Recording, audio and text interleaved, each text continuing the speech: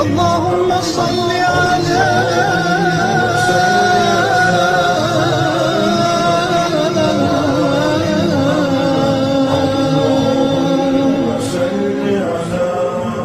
محمد وآل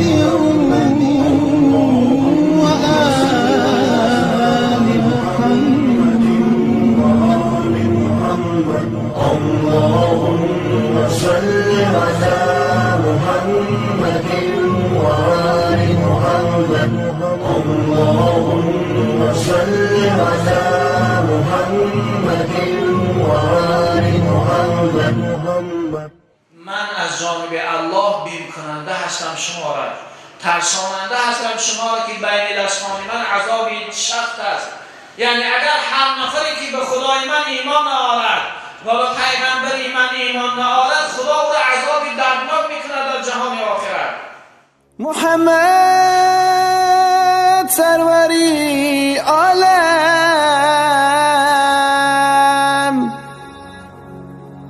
محمد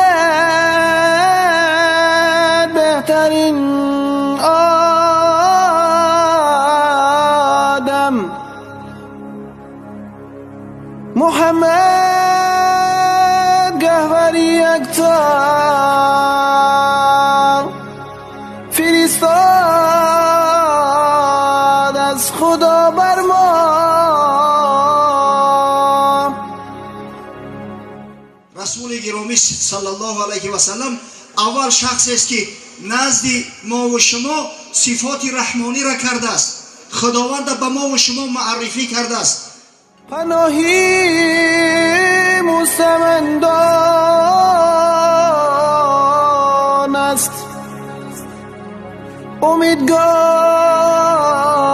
ضعیفان است.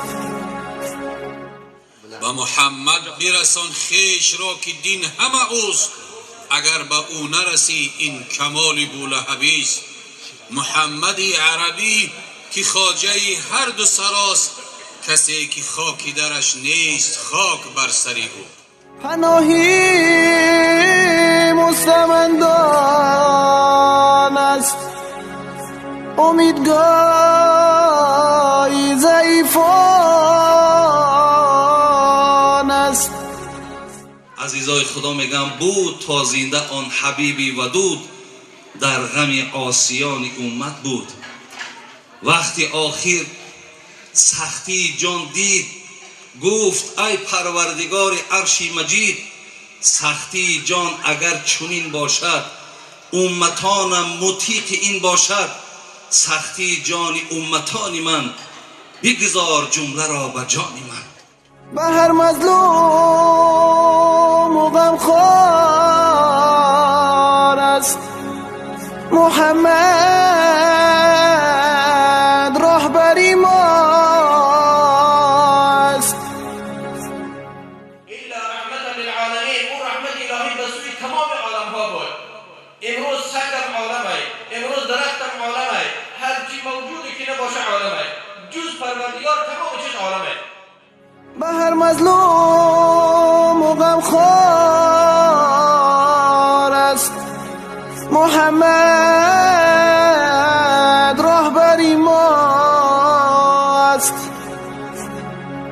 بگویم بر رسول الله صلوات، بگویم بر حبیب الله صلوات، بگویم بر رسول الله صلوات، بگویم بر حبیب الله